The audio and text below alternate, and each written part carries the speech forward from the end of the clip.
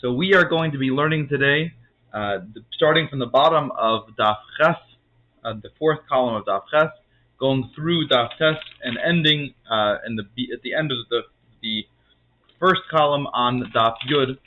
This is all of Likkutei Torah by Yikra, and we are going to be learning two Maimarim. Both of the Maimarim are linked. They're part of the same conversation, but they have two separate Divrei Maschels. And the first one is להבין ענין משמח חסן וכלה ומשמח חסן עם הכלה. So the Rebbe is going to try to analyze the relationship between chassan and kala, and he gives us a few reference points. He says that the quintessential chassan and kala are Yaakov and Rachel. Rachel is Knesset Yisrael, and Rachel is Malchus of Atzilus as it's Nislabish in Biyah. Why? Because the word Rachel can mean lamb, and a very commonly referenced pasuk in Chassidus is that Rachel is like the lamb that is silent before the shearer.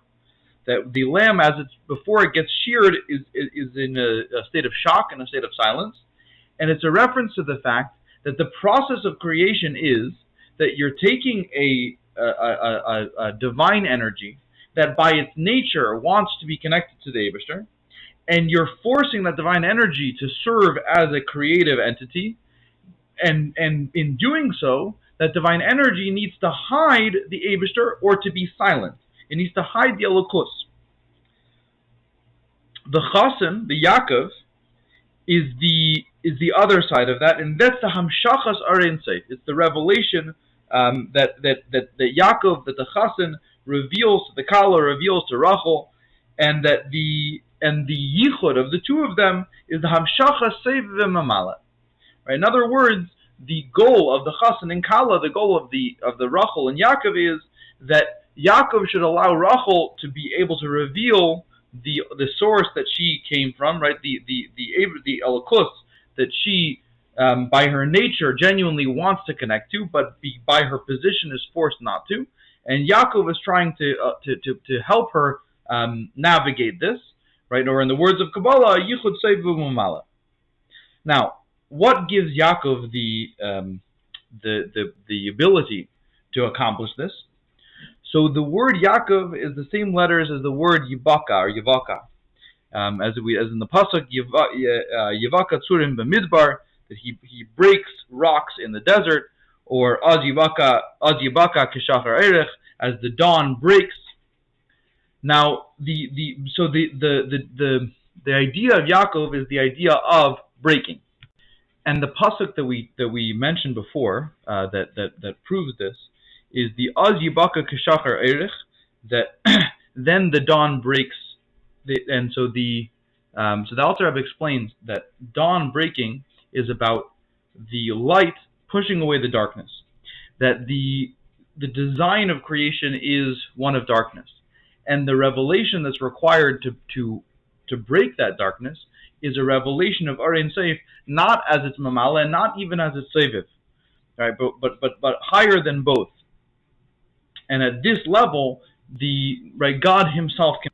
The pasuk reads, "Az yibaka k'shachar erech v'aruchascha mehera titzmach." That then your light shall break forth as the dawn, and your healing will quickly sprout. So, and Alter Rebbe is going to analyze this. So he says that aruchascha, right, your healing, is a reference to arech. That arech is drawn down into malchus, and arech has the ability to be mispashet and to express itself without limit and without end. And the pasuk is telling us, by using this word healing, aruchascha, the pasuk is telling us that the revelation that's being described in the pasuk is going to be one which is able to spread everywhere. And it continues with these hints by saying mehera titzmach, that it will quickly sprout. And the word sprout, this reference to vegetation, is not coincidental. The whole idea of plant growth, says Alter Rebbe, is a yesh ma'ayin. that a seed is planted, and the seed that is planted is unrecognizable by the time a plant comes out. Right? The seed, the nature is that the seed rots, and so the thing that's produced is oftentimes cited in Chassidus as one of the quintessential examples of a gila yesh ma'ayin, in that we watch something come from nothing. And so, in a similar sense, the yebak'a, the dawn breaking, the light breaking, plants this reality for us that when a yebak'a occurs, we are offered the perception that there's something bigger. We are offered the perception that there is an Eibishter, and we're offered the awareness that there's a yichud sevu mamala, meaning that there's that we have the ability to see God in our reality without that reality losing its own substance. And so another pasuk that relates to this and that continues to illustrate this is the pasuk of Zayreya Tzedakos Masmiach Yeshuas, that he plants righteousness and he grows salvation. So Zayreya Tzedakos is this idea of Yaakov, is the idea of Bekia, is the idea of a revelation of Aryan Seif that comes Momayel Lamata, and Tzedakos is Malchus, right? So it's what the pasuk is saying is the Matzmiach Zayreya Tzedakos, he plants within Malchus this revelation, and through this Matzmiach Yeshuas, the product that is seen is that the revelation becomes perceivable. That reality, that material reality, that our world begins to have an understanding and an appreciation of this of Aryan Seif, and that all happens through the Zayreya Tzedakos. Now, the obstacle that prevents this from happening, or the tool that's required to allow this to happen, is simcha, because the simcha of Ye'er Havaya Panav, as we say the famous Maimer Chazal, that Rabbi Vohu, when he found a new Tosefta that aligned with his opinion, his face lit up and his face glowed. Right? That joy has the ability to enlighten. Joy has the ability to provide light. Now, what does this mean in our context? So we said that Yaakov is the bridge, right? Yaakov is the means by which the Aryan Seif is revealed down here. But what is the tool that allows Yaakov to function? That is Shashuei Melech Batzmosai. There's a tainug that runs through all of creation. That God takes pleasure in the fact that creation is doing what it's doing, because God is there's an essential pleasure of that fuels God's creation, that is based upon his pleasure of being himself. And that pleasure, that tainug, which is translating into simcha, is what allows Yaakov to accomplish this bekia, right? That this pleasure is what inspires the bekia, and this is why we say, coming back to the wedding motif that we began the mimer with, this is why we say Samach tisamach reim ha'ahuvin kisamecha yitzircha began eden mikedem. What are we referencing? What we're saying is that the simcha that we're trying to elicit is going to cause a bekia, is going to cause this breaking, is going to reveal to us the reality of the yichud of sevu mamala, and it's going to be helped along by the shashui hamelech, by the pleasures of the king, by the tainug that is the simcha. And what we say at the wedding, when we pray, when we hope that there's going to be this simcha, is we're saying that it will be the same way it was mikedem. Now, how was it mikedem? Mikedem means from before. What we're saying at the wedding is that may the joy here be similar to, or be mirror the joy from before. So what was the joy of before? The joy of before was that the Eibishter revealed himself without nesrus l'sata. The ki chafetz chesed hu. That God revealed himself to us. God revealed himself to the universe, to creation, without needing an opening from creation. And we're asking that God provide us with the same revelation now, and that this should happen, and that the means of this happening is simcha.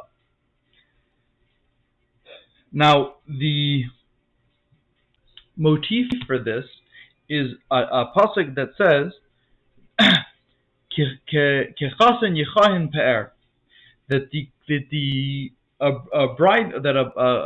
a groom, a chasen, is like a kohen. What does that mean? What is the connection between a chasen and a kohen? Because the birchas kohanim is an esrusas leila without an esrusas l'sata. It's a revelation from God that doesn't require anything from us. And this is why the kohanim say Yisa avaya panav elecha, that they're saying that may God raise you up without you, meaning without Knesset Yisrael needing to do anything. And so too the chasen is orchestrating this bekia, is orchestrating this revelation without needing the mata, without needing the creation to do anything. And this hamshacha and this bekia happens through Yaakov, that in the zman hagalus the relationship is misameach chasen וכלה, and there's the vav between them, and the vav is hamshacha. That in the zman hagalus the relationship between chasen and kala is one of them, the chasen needing to inspire the kala.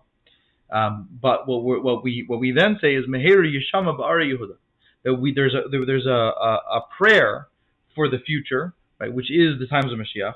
That in the times of Mashiach we'll have eshes chayla teres baila, that the mata, right, that the wife is going to be the crown of her husband, meaning that she is going to reveal how her source is in fact higher than her husband.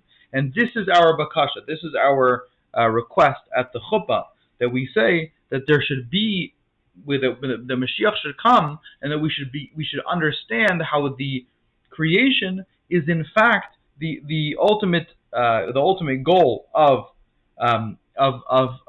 creation, and that we should understand the equality of creation, meaning that instead of seeing it as there being a giloi to something that is in a state of helen, we should see it like a circle. That the Alter Rebbe explains that the nature of a circle is that there is no top or bottom of a circle.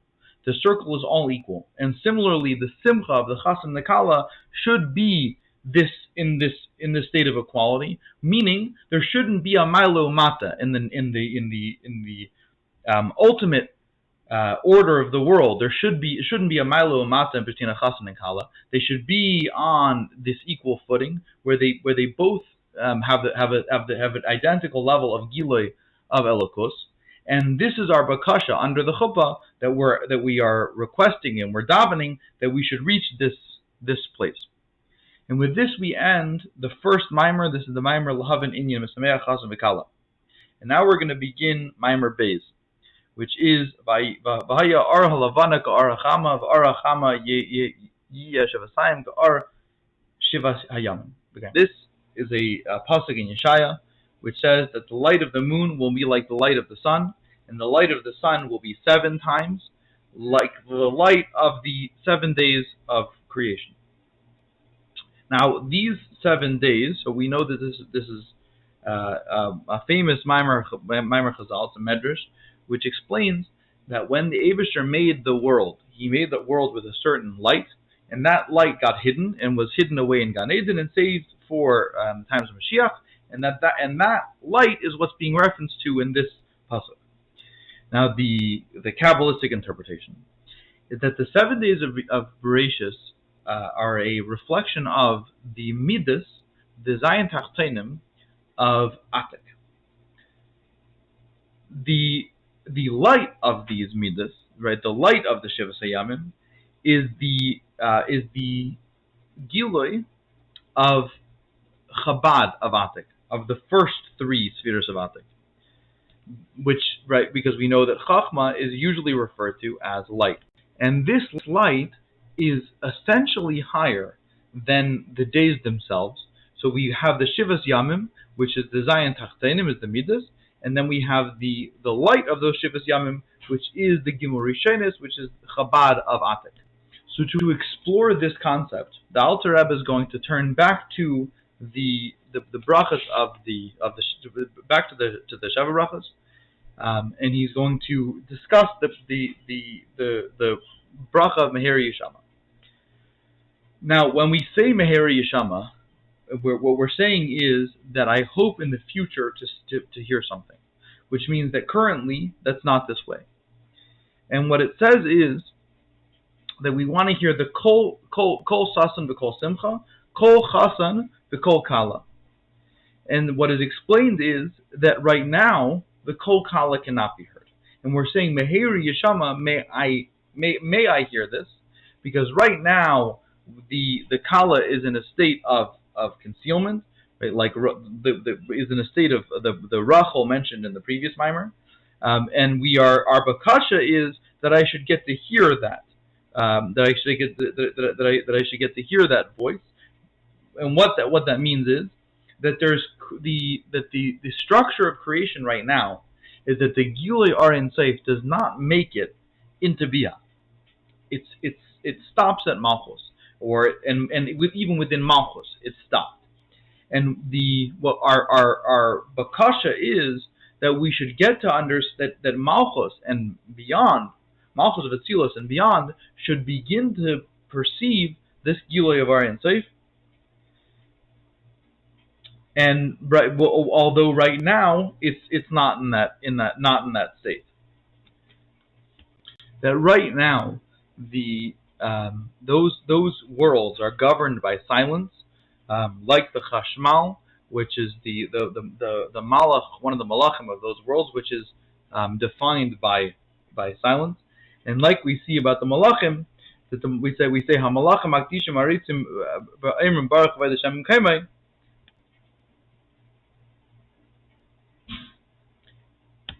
In other words, the nature of creation right now is such that the Gilui does not naturally occur. But Yaakov is Yaakov is Melashin Yebak'a, that Yaakov breaks, that Yaakov provides revelation. The Alter Rebbe goes through a series of other terms for Yaakov.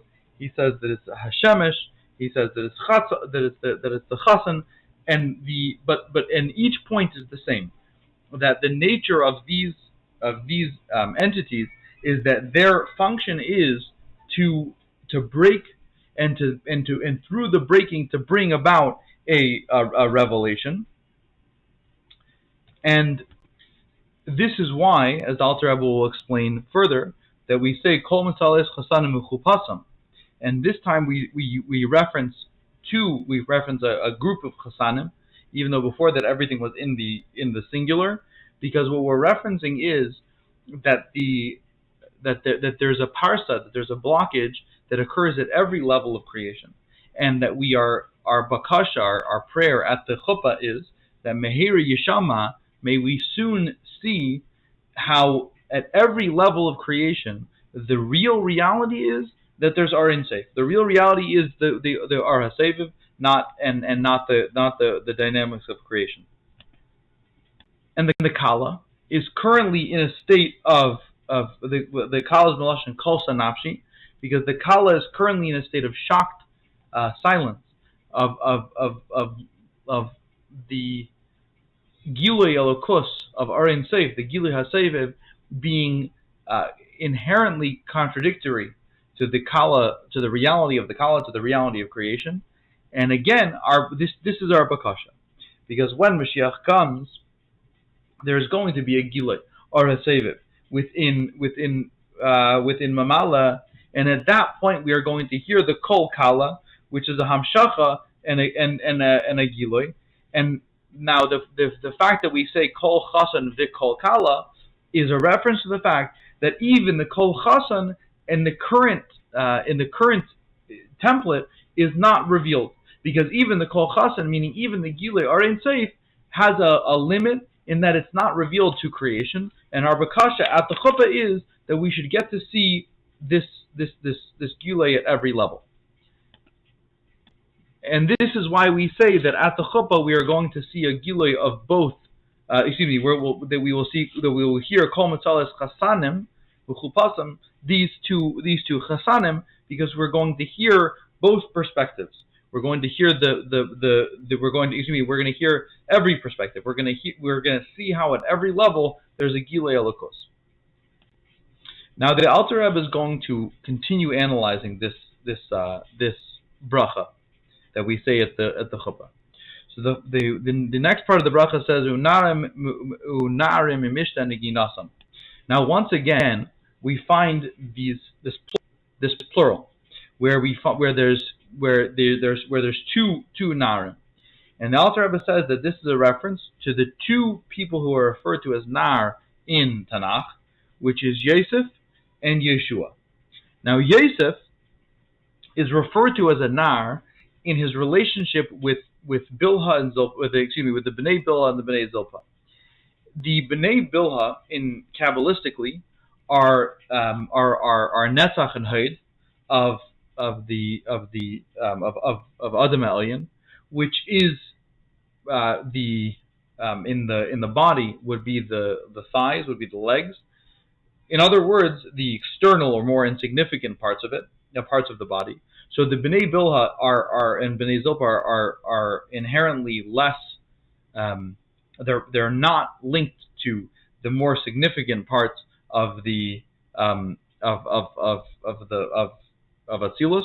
However, what we find by Usher, what it says of V'tevel b'shem and Raglei, that he washes his feet in oil, and so in other words, his feet, meaning his essential identity, which is one of kind of the periphery of Elokos, the Netzach and Haid of Atzilus, is toveling in Shemen, which is Chachma. And so we find that the Bnei Bilha and Bnei Zilpah do have this relationship with Chachma of Atzilus that is inherent to them, as we find that the Gemara says that that when it says that Yehuda went to look for a smart woman from the city of Tekoa, and the Gemara explains that why did he look in the city of Tekoa? Because the city of Tekoa was a city that produced in Asher, which produced oil, and that oil has the nature of producing intelligence. And coming back to our mimer, this means that that when we say that Asher is toveling his feet in oil, we're saying that the Bnei Asher are, despite the fact that they are Netzach and Haid, they have a inherent relationship with Chachma. Now, Yosef is referred to as a nar in that context, in the context of his relationship with Bnei Bilha. And this is a reference to the fact that this state of nar is while it's za and it's nahi of za, it is also receiving from from Aryan Seif Shabazah. The second nar we mentioned before was Yeshua ben Nun, and this, if Yosef is Yesod of Atzilus, Yeshua ben Nun corresponds to Matat, and this is Matat of Eilam Bria Yitzir. Matat is the Malach who controls the world of Bria and Yetzira. And so here are these two Narim, these two Yosef and Yeshua, which is the Yesod of Atzilus and Bria Yitzira. And what we're saying in this under the chuppah is v'narim mimishta niginasam, that la'asid lavai, we are hoping, we're asking that we also experience the and appreciate these na'arim, these children. Meaning that through simcha, that we mentioned before, through this simcha, we're going to begin the process of Meheri Yeshama. We're going to begin the process of this appreciation. Now, the Alter Rebbe is going to explain more in depth the contrast between the Kol Mitzales Chasanim Mechupasam and the Na'arim Mimishta Niginasam. So the Chupasam is makif of bina, which in Avodas Hashem is a hispaininus of the Eibishter himself, or the greatness of the Eibishter himself. And the Alter Rebbe in the parentheses provides several varieties of this hispaininus. He says either that you are thinking about either that the hispaininus causes a level of love that gives you a sense of makif, right? That it consumes you in a sense, in a way of makif, because bina is called makifim. So either it is that you're being mispainted in the godless of Aryan Seif in a way that causes a reaction of makif, or that the hispainus itself is one of Seiv Kol Amin, is one of makif. So it's either that the hispainus causes makif, or that the hispainus itself is makif. But either way, the point is that the chasan is, through this hispainus, he is achieving a sense of simcha, and he's producing a reaction which is bringing him to a state of chuppah. And this is why we say kol mitzales chasanim mechupasan, that the mitzales chasanim, that the joy of the chasan is what produces the chuppah. That the chasan reaches this appreciation of Seviv itself. In Avodas Hashem, this is being mispainen. That through being mispainen in Seviv Kol Haman, we produce a simcha, we produce a joy, and this joy gives us this sense of makif, and this awareness of Seviv. Now, we then mention the Beis Na'arim, the two young men, which is Yosef and Yeshua, and what we say about them is v'narim mimishta niginasam, that these children have a feast of song, the mimishta niginasam, and we know that nigina, this niginasam, this song is shira, and what it's a reference to is that the na'arim need the nigina to be able to produce the joy, right? They rely on this nigina, and the Alter Rebbe explains that what this means in Avodas Hashem is a love of God that is predicated upon and requires a shir, that requires nigina, that requires an inspiration that cannot come from hispainus, mash'enkin, the chasanim that are defined by the hispainus that they experience. And so the Alter Rebbe produces two levels. There's the chasan who's able to experience this simcha simply through hispainus, and there's the na'arim that need the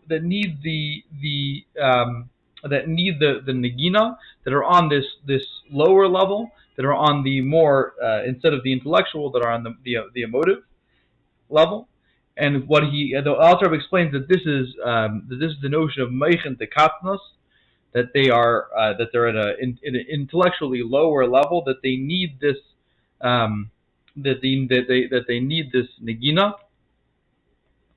And Kabbalistically, this is a reference to Malchus and to a revelation occurring in Malchus, that the experience of this being that a person is misbeinen, that a person understands and comprehends what he is thinking about, but it's only b'chitzonius alef. It does not have a internal response. It does not have a pneumius response. And we find that the word nar is always has to do with a lower level of a relationship with God, as we say, but the chesed nu'urayich is the chesed nu'urayich, the kindness of my youth, causes me to lechtech acharei b'midbar, to chase after you in the desert.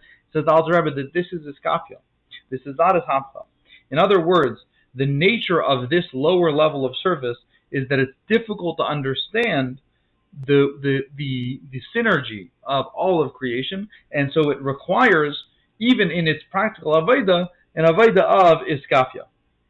And so from all of this we can understand that the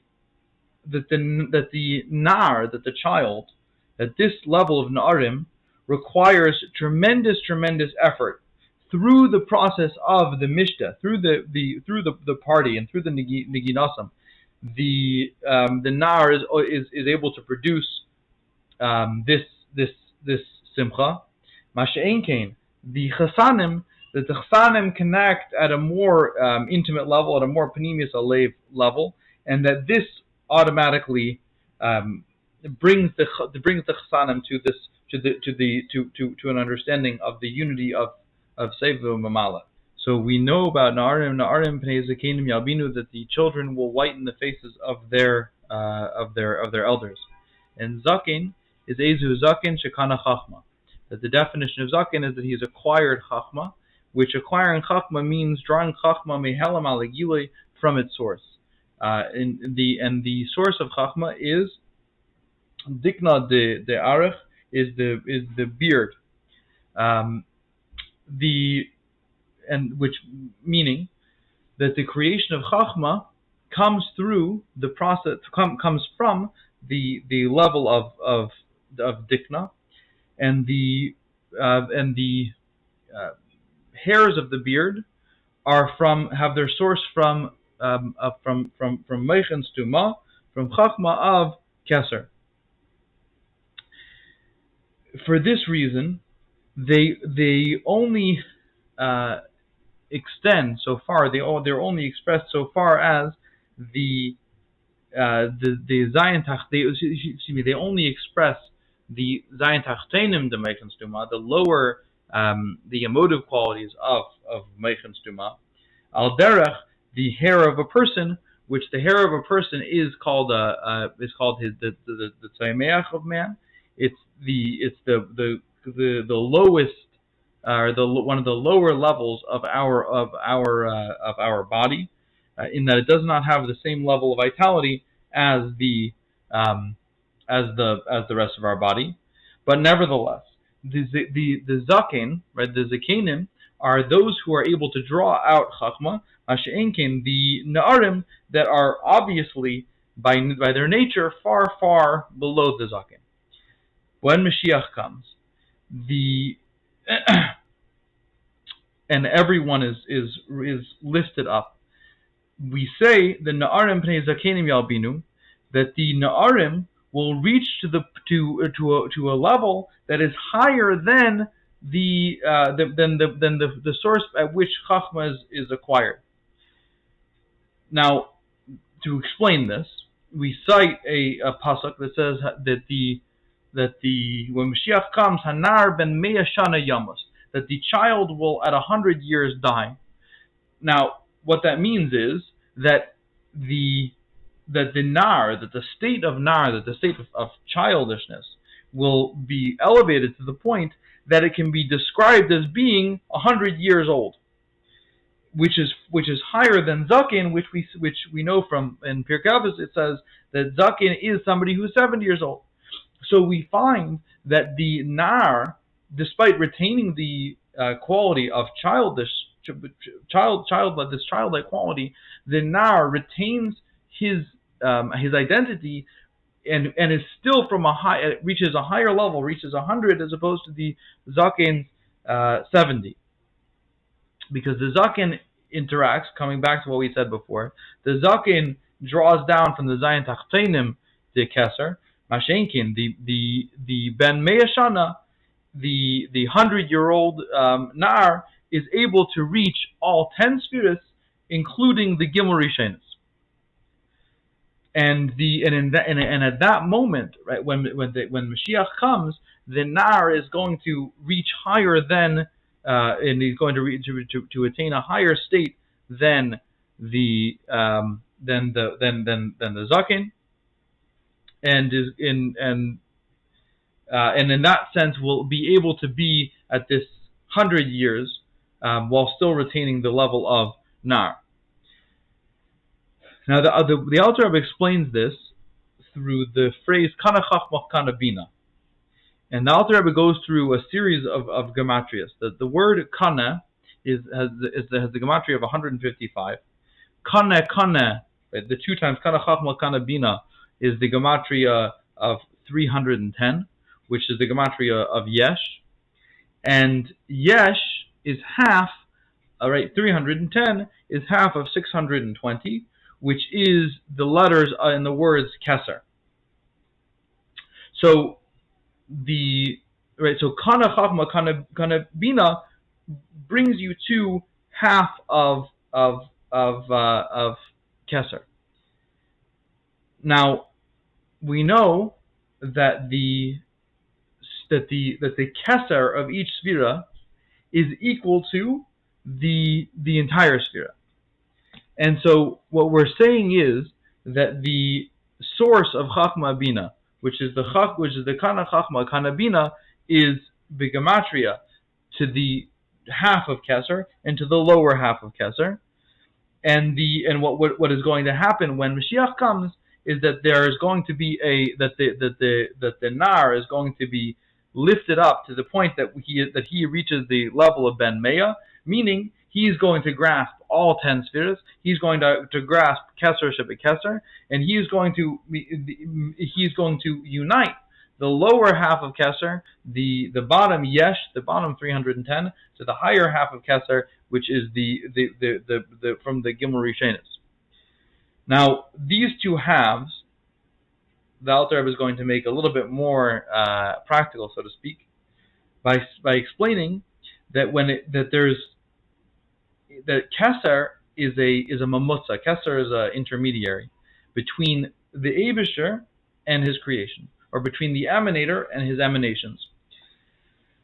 Now, in this role, Keser wears two hats, so to speak. Keser has a dual function.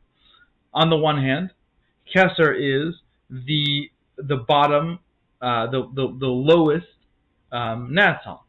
The Keser is the bottom of emanation. On the other hand, Keser is the top of Keser is the bottom of the emanator, and on the other hand, Keser is the top of the emanation. So and bringing it back to the question of the nar, the Alter Rebbe explains that this is the two na'arim that we said that we had before. That the nar of Yosef is Yisaid Zah, and that Yosef will rise up to be Yisaid of Atik, and ultimately he can be the Yisaid of Ak, and this is the Ar Halavana. This is the meaning of the Ar Halavana. The Ar Hachama, that the Chama and the Lavana are these two Na'arim. That it says the Yeshua has is Kipnei Lavana, and that Yosef is associated with the sun. And so, in the natural order of things, Yosef is higher than Yeshua. But when Mashiach comes, that Malchus is going to rise up to the point that it's going to to be its own source. Mashain Kain nowadays, whether that the moon is simply acts as a reflector, but when Mashiach comes, the moon is going to function as a Ka'ar Hacham, is going to function as its own light, that it's going to rise, that the moon is going to rise up to Arachama, and that Arachama, that the Yisaid Zah is going to rise up to Yisaid Atik, and ultimately to Yisaid Ak, until the point that it can be 70 times like the Ar Shivas Yamim, because during Shivas Yamim, as we explained at the beginning of the Maimer, during Shivas Yamim of Shivas Yamei Bereshis, the Gimri Shainis, the Atik were revealed, and that was subsequently hidden. And when Mashiach comes, the